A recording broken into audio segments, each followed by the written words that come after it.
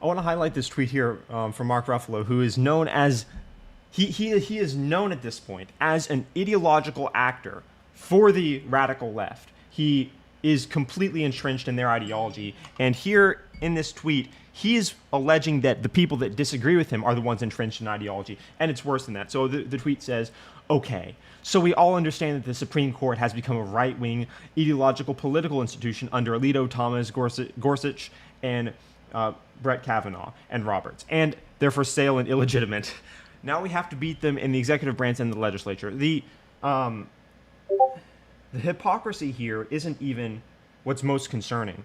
It's that he is alleging, just alongside the rest of the radical left who've been melting down and crying all over Twitter recently.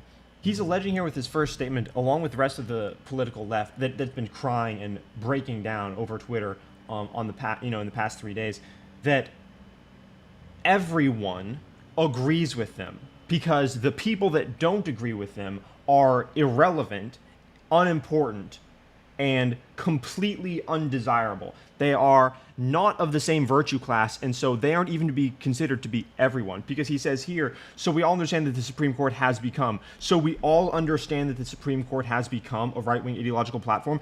Mark Ruffalo is known as one of the largest ideologues in all of Hollywood.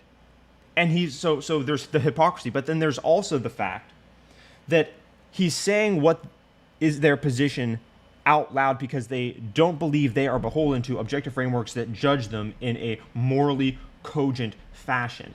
They don't think that they're subject to the same morality that you're subject to because they're above that. They believe that they're above morality as a result of adhering to their leftist ideology. Why else would he say that everyone knows this, set of blatant false propagandistic lies by the radical left is as if held by everyone? It's because, as far as he's concerned, it is held by everyone because everyone doesn't include those undesirable people that dare to disagree. They're not even real people. I've said this before. People need to pay attention. They don't view anyone who disagrees with them as human.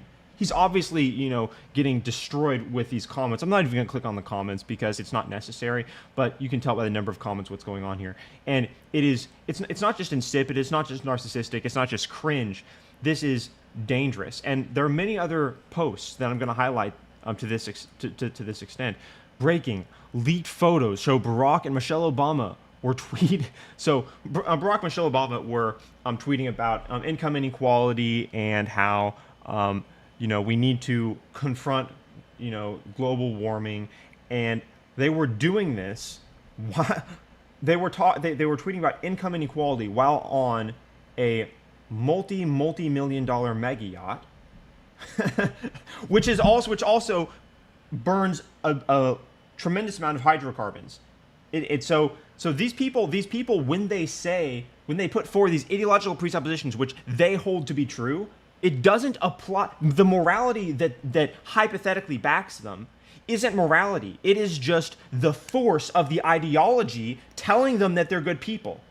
And any person that disagrees doesn't exist. Any person that disagrees is a non-factor to civilization as far as they'd like to be concerned. They still are factors because you get to vote, because you get to make yourself known with that pesky little annoying thing called free speech, where you get to remind them that they are actually living in a fake world constructed by ideological presuppositions that are unsound and virtue that is counterfeit. But these people, when they tweet, from a mega yacht, saying income inequality is a problem, they aren't expecting to be called out, because if they get called out, then the person calling them out is by default a bad person. They're by default irrelevant. And radical left is not interested in coherence. They are not playing any sort of game of coherence. They think of you as inhuman. They think of you as worse than them. There is no other way to explain this type of deeply immoral, callous disregard for any person that dares to disagree with them. And you get to see this every single time they get set back in the culture wars. When they take a loss, it gets revealed. Like in a temper tantrum that they have on Twitter, the leftists have been crying and weeping and breaking down all over the place. It gets revealed that their true immorality gets revealed when they say things like, okay, so we all know that the Supreme Court is right-wing, ideological, and not using logic, etc. And they admit to everyone that they're not interested in looking at you as a human. They're not interested in adhering to objective morality. They're not interested in playing any type of coherent games. They're not interested in vetting ideas based on merit in a process that substantiates debate and disagreement.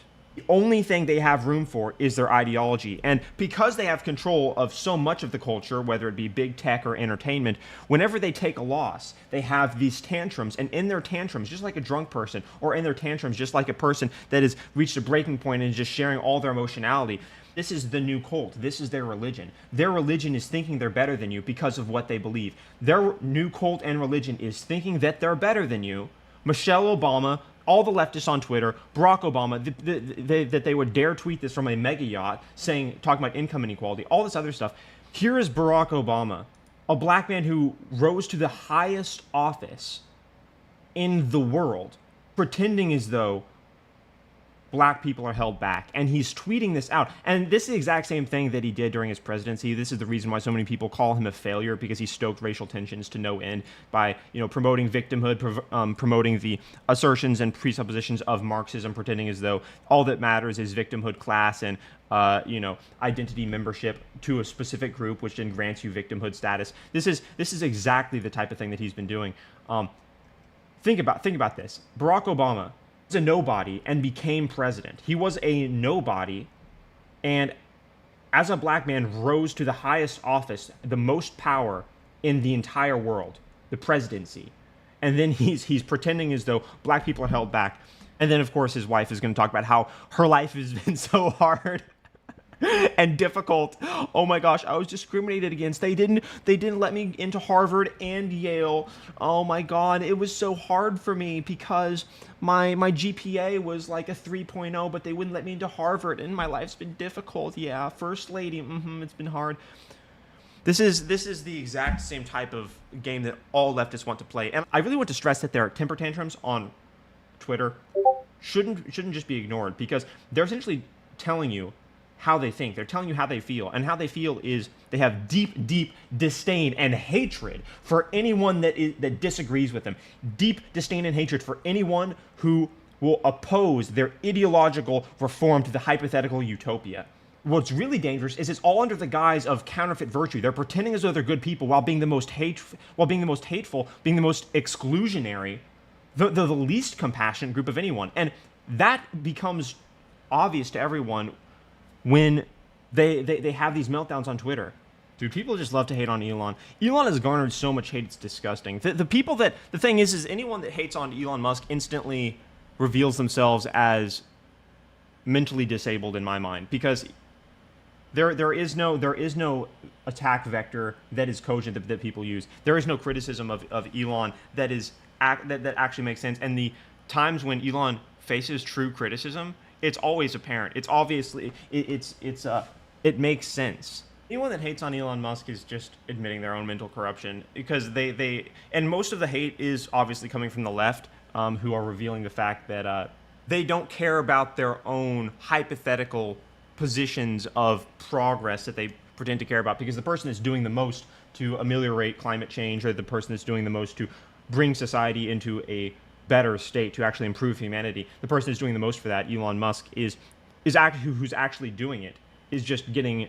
It's like they're hating him for daring to actually embody their goals. That should tell you something about their goals. They don't care about meeting them. They just care about complaining. They care about being victims. This is actually a feature of Marxism. They don't want things to improve, because in order for them to get their status, their daily dose of virtue, they have to be victims to something. So if the world improves to the point where they can't claim victimhood status, then they don't have an identity anymore, because their identity is totally wrapped up in allegiance to Marxism, in allegiance to radical left group membership, identitarianism.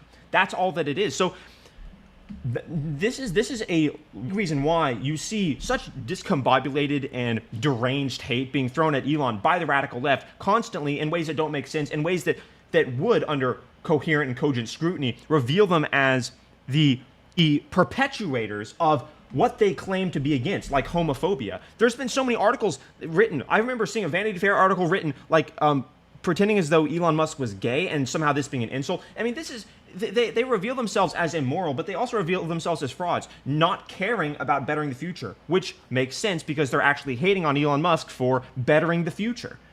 They don't want the world to be better. They want to complain about it because that's how they get their victimhood status. This is the woke mind virus. This is what needs to be defeated. These people are living in a complete house of sand that's just going to disintegrate. It's not built on anything. Their entire they talk about, oh, how the right has problems. Even people on the right talk about the GOP needs reforming. All these people, they need to focus on real issues. The left actually doesn't care about anything besides pretending to be victims and grandstanding for the person being oppressed, when the person being oppressed is actually having their lives being bettered by people like Elon Musk, having their lives bettered by freedom, having their lives bettered by being able to construct ideas, by debating, going to war with ideas through free speech. But these people don't want a better world. Progressivism has been construed as the same thing as ushering in the inevitable utopia that is conjoined with technological advancement. But that's not what progressivism is.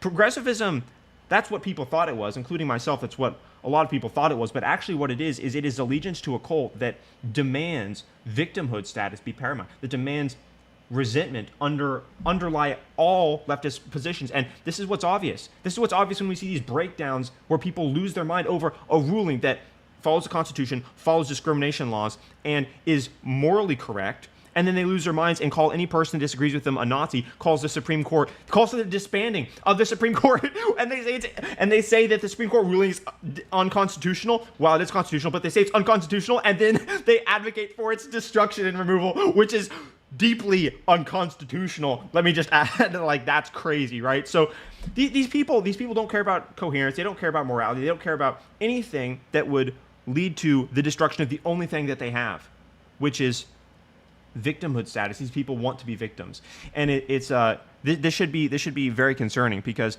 whenever they recruit a young person into believing that they can obtain their status in life, their virtue in life by being a victim, they essentially ruin a life. They ruin an entire life. They remove any type of marker that would incentivize that person to take pride in ambition, take pride in doing things, because any type of ambition is nothing more than a manifestation in the eyes of Marxism and the radical left of a tyrannical force of a will to power to oppress others. That's all ambition is, as far as Marx is concerned. There's nothing else. There's no such thing as building something to improve the world. No. Building something to improve the world is what Elon Musk does, and we all know he's undesirable number one, right? We've already depersoned Trump. Trump is literally a white supremacist. Trump is literally Hitler. So Elon Musk is a bad person, and these people that are on the left, that are you could say, as far as the woke mind virus is concerned, at the tip of the spear for their idea of progress, are people like Greta Thunberg, people who have built nothing, who have not changed the world at all, not built a single thing. People who build things are like Elon Musk, but they reject those people. I remember the time, in 2014, 2015, when Elon Musk was the champion of the leftist. It was the champion of the liberal, especially the rich liberal, I might add, because he was actually going to war against climate change. He was actually sticking it to big oil. But now, oh, he's for free speech. Oh, he speaks common sense. Oh, he says men can't be women. Oh, he calls out leftist hypocrisy and obvious fraudulence. Undesirable number one. Traitor, fascist, etc. Oh, proper up of free speech and right-wing extremism. All the leftist propaganda. But I want you to understand, these people aren't mentally serious. They're not mentally serious. They don't want to build a better world. They don't want to make things better for anyone. It's truly disgusting, truly disgusting. And you can tell this by basically every feature of the hate that is thrown his way. From the literal accounts that tweet the hate. I mean, they're all mentally destroyed individuals. And if they're not individuals, then they're anonymous. And then they're even more obviously mentally destroyed with the anime profiles and the insidious and oftentimes satanic, or what's the word where that describes essentially taking pleasure in another person's pain? These people that are essentially mega trolls that just revel in the destruction and burning of society. Those type of people. It's obvious from their accounts. Anyway, yeah. So we actually need to confront it, because it's born of something that wishes to destroy civilization. Resentment hates humanity. It hates humans. It hates humanity and civilization. It wants to destroy it. So this is why the left must be confronted. This is why I'm doing what I'm doing. Guys, like and subscribe. I just turned on the camera because this was important. to talk about. But more videos are coming soon. I'm constantly recording videos. There's actually so many videos that I'm recording because there's so much happening in the world. I think a video that I'm going to put up pretty soon is a reaction to a RFK interview where he just completely owned and destroyed these people that are trying to portray him as some sort of bad person. And he won over the crowd. He won over me. He was just a masterclass in diffusing the mentally degenerate bomb that is, the leftist attempt to demonize you. And he managed it masterfully. So I'm gonna talk about that probably in a coming video soon. So like and subscribe because this channel is going places.